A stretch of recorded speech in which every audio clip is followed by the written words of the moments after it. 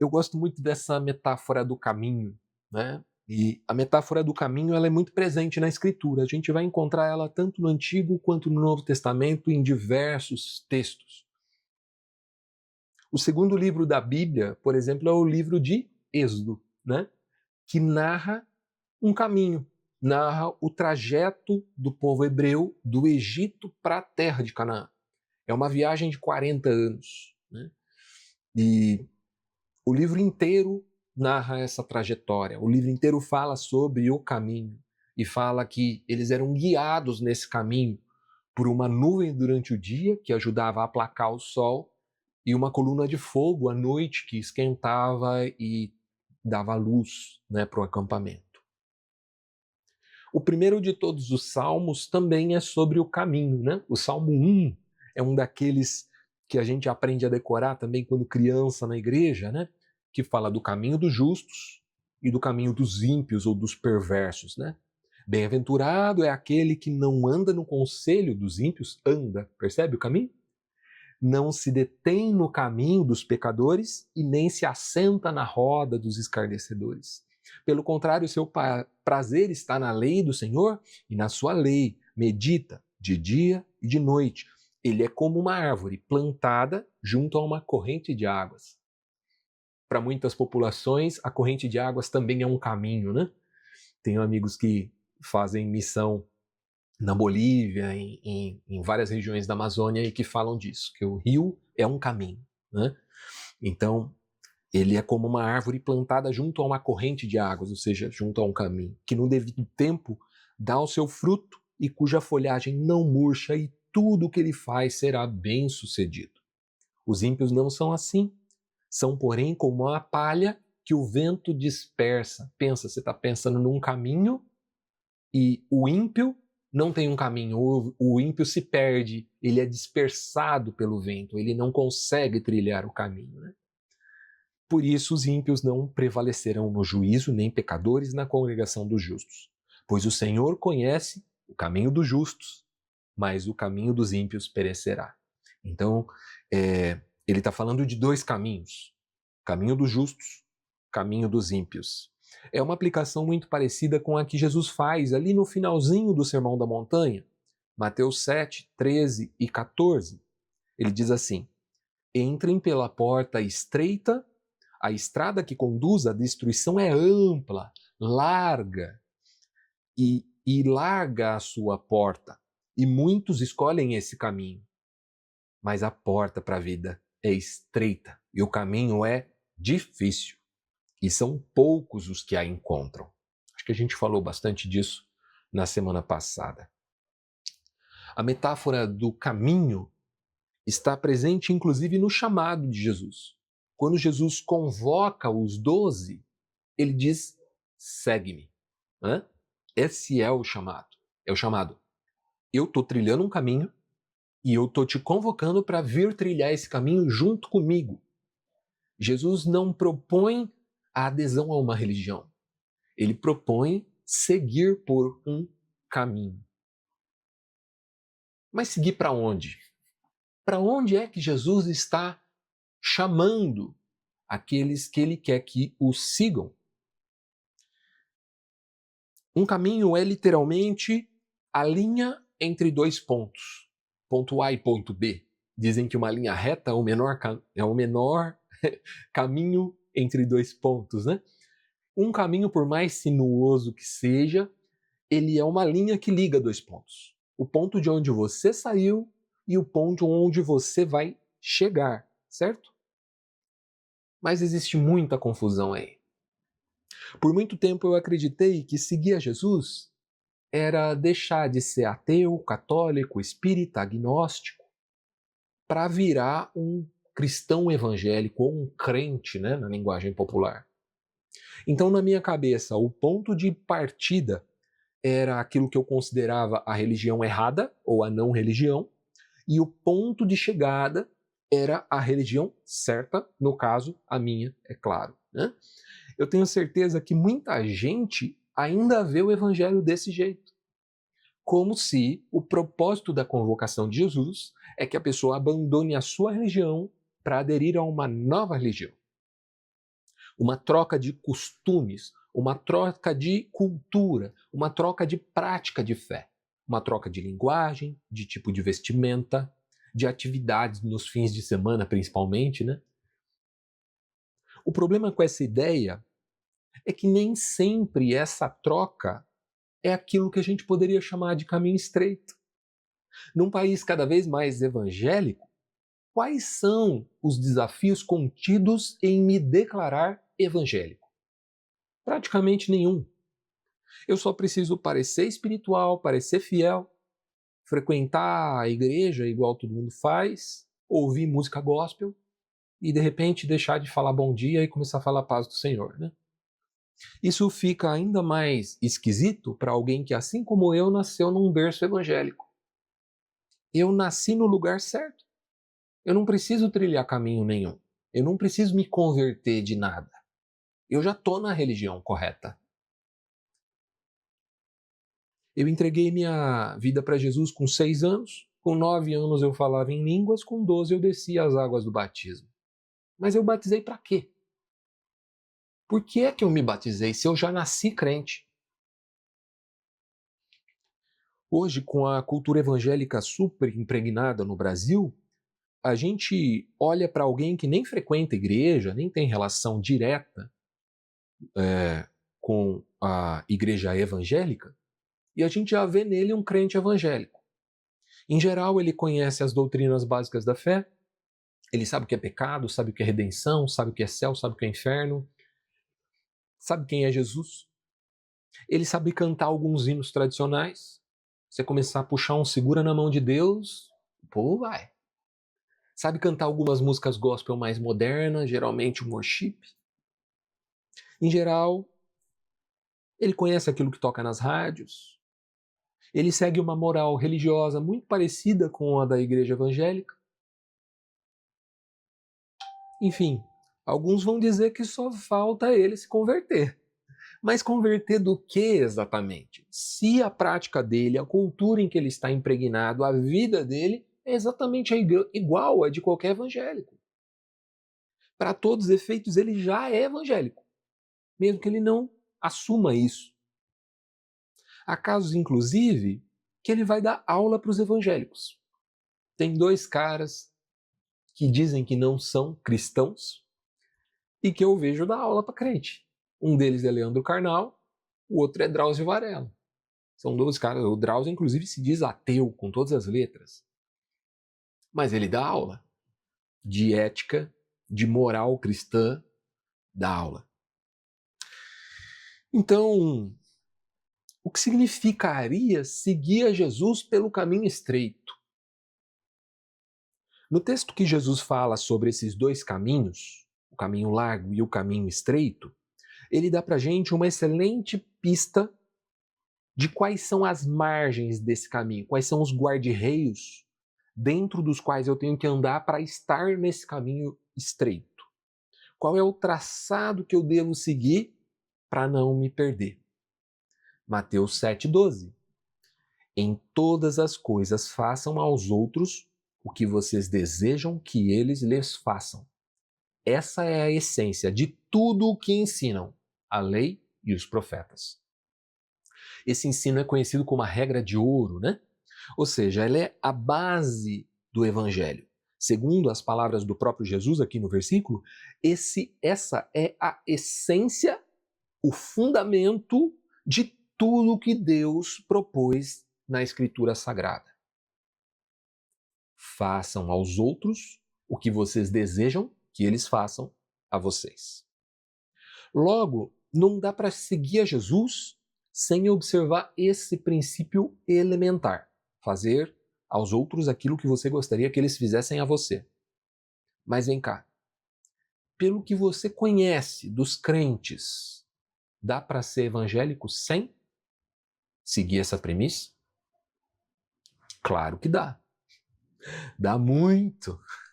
Você já viu evangélico comemorando a morte de um ladrão, por exemplo? Na Escritura, Jesus promete o paraíso para um ladrão. Mas os evangélicos muitas vezes celebram o que eles chamam de justiça, quando um ladrão recebe um tiro quando está tentando roubar uma moto. E ainda eles afirmam, né? Vai arder no inferno, vai morrer e vai arder no inferno.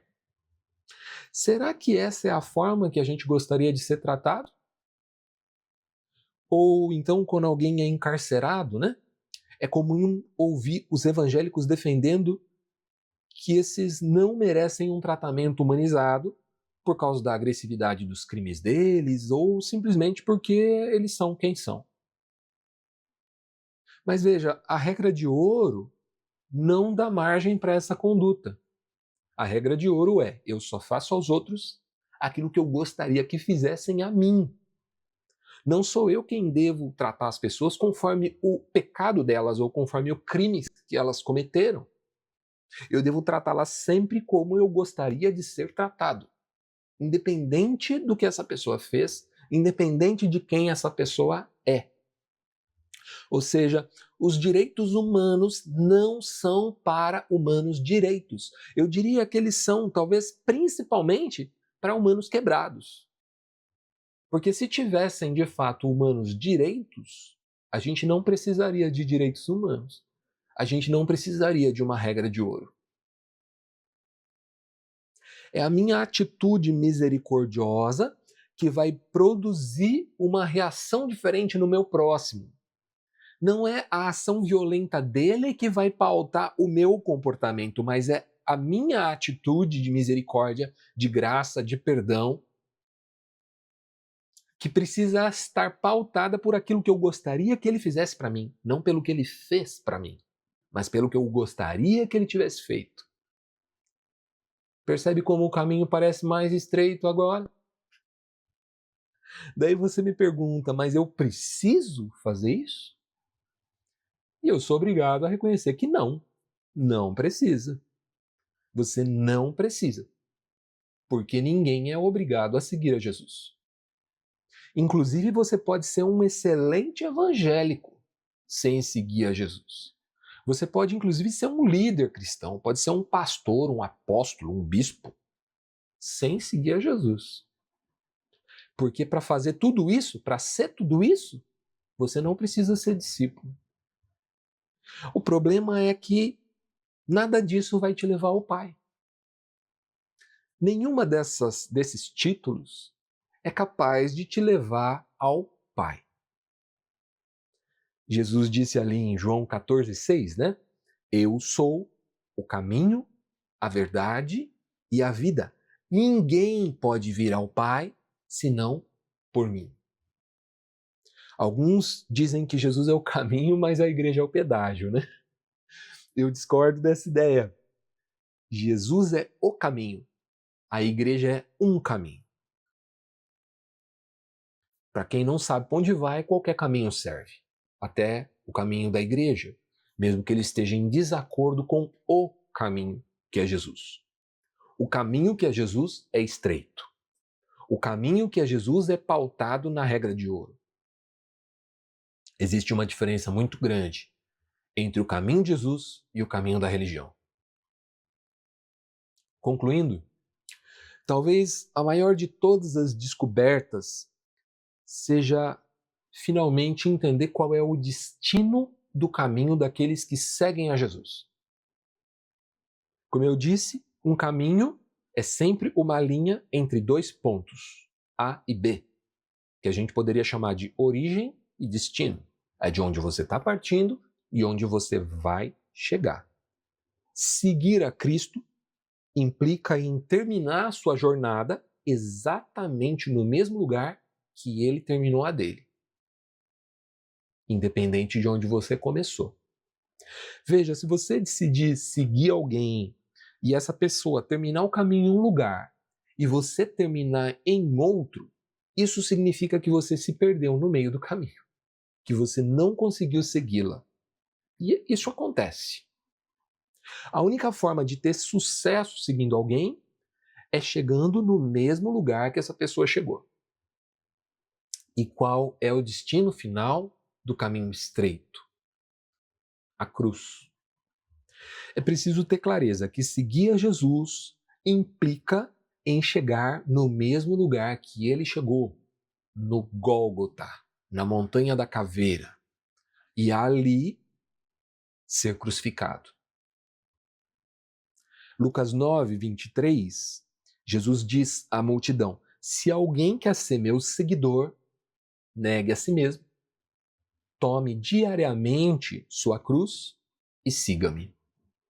O caminho estreito não é necessariamente ir aos cultos toda semana, parar de falar palavrão, parar de beber, deixar de andar com os amigos antigos e agora ter amigos crentes, frequentar o culto, usar gírias evangélicas e palavras difíceis que você encontra na Bíblia. Até porque, na verdade, Jesus nunca fez nenhuma dessas coisas e nunca ensinou os seus discípulos a fazer nenhuma dessas coisas. Tomar a cruz diariamente é seguir a Jesus. Esse é o caminho estreito. E a cruz nos fala de uma entrega de si em favor de quem não merece. Não foi isso que Jesus fez? A cruz que ele carregou não era dele. A cruz que ele carregou era minha. A morte que ele morreu não era dele. A morte que ele morreu era minha. Jesus morreu na cruz por um pecado que não era dele. E o verdadeiro discípulo de Jesus é aquele que da mesma forma se oferece e padece no lugar do seu próximo. Assim como ele fez por nós, nós fazemos uns pelos outros. 1 João 3,16, né? Cristo morreu por nós, Cristo entregou a sua vida por nós e nós entregamos as nossas vidas pelos nossos irmãos e irmãs. Esse é o nosso caminho. É isso que eu queria compartilhar com vocês hoje e eu gostaria de fazer uma pergunta para que a gente interaja aqui e participe um pouquinho. A pergunta é a seguinte: como podemos discernir se estamos seguindo a Jesus, como ele se revelou no Evangelho, ou se estamos apenas cumprindo rituais e mantendo aparências? Vou repetir. Como podemos discernir se estamos seguindo a Jesus, como ele se revelou nos Evangelhos, ou se estamos apenas cumprindo rituais e mantendo aparências? Aí, se já tiver alguém falando, você levanta a mão e aguarda. Se não tiver ninguém falando, pode abrir o microfone e fazer a sua colocação. Que bom que você chegou até aqui. É sinal que você assistiu toda a mensagem, e se você assistiu toda a mensagem, é sinal que ela te edificou de alguma forma, te levou a alguma reflexão. E queira ou não, esse é o motivo principal da gente estar aqui, gerar uma fé que é forjada na reflexão, no questionamento, na dúvida. Tanto que você deve ter notado que no final da mensagem sempre tem uma pergunta para o pessoal que está participando ao vivo interagir, compartilhar novos pontos de vista, trazer contraponto, somar a toda a ideia que foi exposta. Se por um acaso você está assistindo aqui e não viu a reunião ao vivo, você também pode interagir aqui nos comentários desse post ou mandando inbox pra gente. Te interessa participar das nossas reuniões? É muito fácil. Essas reuniões acontecem totalmente online, então você pode participar de qualquer lugar do Brasil pelo Google Meet. Para acessar é só entrar em igrejapresente.com/encontro. Salvo raríssimas exceções, as nossas reuniões acontecem todos os sábados às 20 horas. E aqui todo mundo é bem-vindo, principalmente se você não se sente bem-vindo e acolhido nas igrejas tradicionais. A gente só não é tão tolerante assim com pessoas intolerantes e a gente só não recebe tão bem assim pessoas perfeitas, mas a gente também está aprendendo. Se você quer saber mais sobre a Igreja Presente, dá uma olhada no nosso manifesto, clicando aqui. E se você quer seguir o nosso canal e acompanhar todas as reuniões que são postadas, é só clicar aqui. No mais, seja muito bem-vindo e espero que você se sinta em casa. Um abraço, tchau, tchau!